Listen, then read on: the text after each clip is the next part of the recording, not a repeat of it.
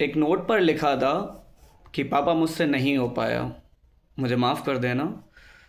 फिर किसी एक नोट पर लिखा था कि सॉरी, मैं सोसाइटी को फेस नहीं कर पाई। फिर किसी एक नोट पर लिखा था कि मुझे माफ़ कर देना, मैं आपके सपने को पूरा नहीं कर पाई। ये कोई आम नोट नहीं, ये मैं बात कर रहा हूँ सुसाइड नोट की। आज के समाज में बढ़ते हुए सुसाइड हमसे बहुत कुछ कहना चाहते हैं और कहीं ना कहीं हम इससे नज़रें फेरते हुए दिखाई देते हैं और इन आवाज़ों को सुनना नहीं चाहते। हाँ, कुछ देर के लिए दुख होता है, रोना आता है और समाज में एक बड़ी चर्चाएं होती हैं, मीडिया कवरेज देखने को मिलती है और बहुत लंबे चौड़े विद्वानों के साथ एक बहुत बड़ी बहस छिड़ती है, पर उसके बाद फिर कुछ दिनों बाद फिर वैसे का वैसा जैसा चल रहा था। ये शुरुआत कभी एक दिन से शुरू नहीं होती है, पता भी नहीं चलता है कब शुरू हो गई है। तो चलिए इसी पे थोड़ी सी एक छोटी सी चर्चा करते हैं। हम देख रहे हैं कि आज की सोसाइटी में बच्चे को एक छोटी सी प्राइमरी शिक्षा में जब एडमिशन दिलाते हैं, जैसे कि प्री नर्सरी, एलकेजी, यूकेजी, वहाँ सभी बच्चों को जैसे ही पढ़ने के लिए बैठते हैं, एक साथ परिवार वाले लोग, रिश्तेदार, हमारे पेरेंट्स, सभी के सब एक साथ पढ़ जाते हैं पीछे नंबर के। सभी को हाईएस्ट परसेंटेज चाहिए, सभी को अपना बच्चा टॉपर चाहिए। क्लास में अगर कोई टॉपर हो तो वो हमारा बच्चा हो। अब एक बात सोच के ज़रा देखिए, जब आपका ही बच्चा टॉपर होगा और सभी के गार्जियन का बच्चा टॉपर होगा तो फिर बचेगा कौन? किस बात की कंपटीशन है यहाँ पर? उस बच्चे को भी नहीं पता है कि कंपटीशन होती क्या है, परसेंटेज होती क्या है, उसके मायने क्या है, उसका लेना देना क्या है। उसके बाद भी हम उसे फोर्सेबल करते रहते हैं कि परसेंटेज हाईएस्ट चाहिए, टॉपर स्टूडेंट चाहिए, जो भी सब्जेक्ट्स हैं सभी में टॉप चाहिए। एक जो एक एडल्ट के भी बस की बात नहीं है कि वो सभी सब्जेक्ट में टॉप कर सके, सभी सब्जेक्ट में 100 to 100 मार्क्स ला सके, इवन 90% भी ला सके। ये भी बड़ी बात नहीं है। धीरे धीरे पैटर्न जो है चेंज होता जाता है। जैसे ही आप एक शिक्षा का स्तर बढ़ता जाता है, आप देखेंगे सब्जेक्ट का घटने का प्रक्रम शुरू हो जाता है। पर हमें हमेशा से अपने बच्चे को टॉपर के फॉर्मेट में देखना है, सभी सब्जेक्ट में टॉपर देखना है। ये शुरुआत कुछ यहीं से है। बच्चे के पर्सनल लाइफ को, पर्सनल स्किल को कहीं ना कहीं हम खो देते हैं एक प्रेशराइज करके। बच्चा पहले स्कूल जाता है, आधे से ज़्यादा दिन स्कूल में बर्बाद करके आता है। उसके बाद भी हम जिन सब्जेक्ट को लेके बच्चे को स्कूल में पढ़ा रहे हैं, उन्हीं सब्जेक्ट को लेके वो ट्यूशन में जाता है, ट्यूशन पढ़ के आता है, बच्चा थका हारा घर आ जाता है। उसके बाद होमवर्क, क्लास वर्क और एक्स्ट्रा अदर क्लासेस, फिर एक ऑनलाइन पैकेज लेके दे दिया जाता है, ये लीजिए अब आपको ये पढ़ना है, ये देखना है। Overall skill destroy. जैसे जैसे इस झमेले से बाहर निकल के आ पाता है और फिर तैयार होती है एक और नई मुसीबत, जिसे कहते हैं आप कैरियर। उसे बनाने का मौका ही नहीं देते हैं, हम पीछे पड़ जाते हैं। कैरियर कैरियर कैरियर कैरियर, नहीं सुननी है कि आखिरकार वो करना क्या चाहता है, नहीं सुननी है कि उसके अंदर स्किल क्या है, नहीं सुननी है कि वो उसका मन क्या कह रहा है। और उसके बाद फिर हमें अपनी छाती चौड़ी करनी है। रिश्तेदारों में, सोसाइटी में, समाज में बड़ी फिक्र है, चिंता है, सिर्फ अपने बच्चे को छोड़ के, उसकी चिंता के अलावा बाकी सभी की चिंता है। पड़ोसी का बेटा कैसा कर रहा है, पड़ोसी के बच्चे कैसा कर रहे हैं, रिश्तेदार के बच्चे कैसा कर रहे हैं, सारी चिंताएं, सारी फिक्र है, पर सिवाय अपने बच्चे को छोड़ के। अपनी ख्वाहिशों को लेके, अपनी इच्छाओं को लेके हम हमेशा से उसकी इच्छाओं को दबा रहे हैं, उसका गला घोट रहे हैं और उसे एक ऐसी स्थिति में डाल देते हैं जहां सिवाय प्रेशर के उसके पास कुछ नहीं है, नथिंग, कुछ भी नहीं।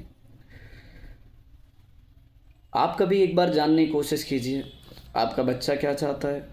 अरे मार्क्स नहीं ला पा रहा है तो क्यों नहीं ला पा रहा है, इस पे ध्यान दीजिए, ना कि ये प्रेशराइज करके टीचर के पास शिकायत करेंगे, टीचर आपके पास शिकायत करेगा और बच्चा जाके किसके पास शिकायत करे? उसे कौन सुनने वाला है? कौन सुनेगा उसे? कोई सुनने वाला नहीं होता है और यही एक दबाव की स्थिति बन जाती है। इसी के बाद आप अपने उसी बच्चे को, जिससे कभी आपने घर से बाहर अकेला नहीं निकलने दिया, कभी बाहर प्लेग्राउंड में खेलने नहीं जाने दिया, कभी खुद से सोचने का मौका नहीं दिया, उसी को ही आफ्टर 12th आप किसी हॉस्टल में भेज देते हैं पढ़ने के लिए। आप कहीं एक दूसरी तैयारी के लिए भेज देते हैं, करियर के लिए भेज देते हैं, वोकेशनल तैयारी के लिए भेज देते हैं, और फिर एवरी डे एक कॉल पहुंचता है, पढ़ाई कैसी चल रही है, तैयारी कैसी चल रही है। खाना पीना है ज़रूरी, स्किल ज़रूरी है, खेल कैसे रहे हो, स्वास्थ्य कैसा है, दोस्तों के साथ कैसी चल रही है, बाकी अंतर्मन कैसा है, दिमाग कैसा है, प्रेशर कितना है, कैसे फेस करोगे, कैसे डील करोगे, इन सब बातों को एक बार छोड़ दें तो मैटर करता है कि आप पढ़ कैसा रहे हो, आपकी तैयारी कैसी जा रही है।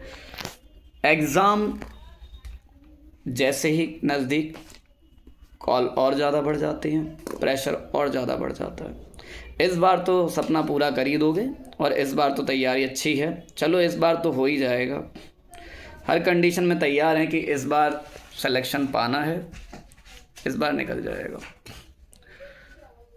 रिज़ल्ट आता है और आपका कॉल पहुंच जाता है, हाँ बेटा क्या हुआ, इस बार तो पास हो गए होगे।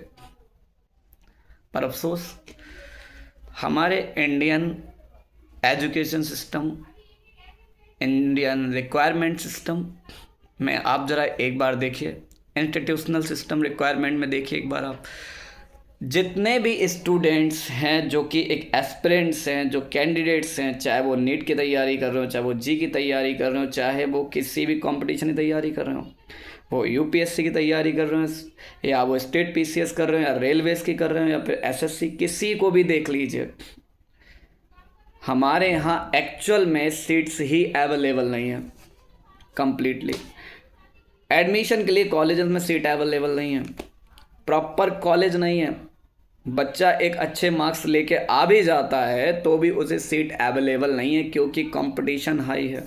Population day by day India की बढ़ती जा रही है, 1.4 billion population, it's a huge population, but colleges it's a limited. Pressure को फेस कैसे करें? हर बार एक ही बात, अब हो जाएगा, तब हो जाएगा, कल हो जाएगा, परसों हो जाएगा। शुरुआत से सिर्फ एक ही चीज़, पहले मार्क्स का प्रेशर, रिजल्ट कार्ड का प्रेशर, उसके बाद बोर्ड एग्ज़ाम का प्रेशर, और उससे भी थोड़ा सा बच गए तो कंपटीशन एग्ज़ाम, फिर एंट्रेंस कॉलेज एग्ज़ाम और कैरियर, बस यही इतना ही। और बच्चे को भी फेल होने लगता है कि शायद यही ज़रूरी है, मैं इतना ज़रूरी नहीं हूँ, मेरी लाइफ इतना ज़रूरी नहीं है, I am not important. Finally that's last time पे जब उसके पास कोई विकल्प नहीं रहता है, देन फिर एक नोट पढ़ने को मिलता है, प्रिय माता पिता, मैं माफ़ी चाहता हूँ, मैं आपका सपना पूरा नहीं कर सका।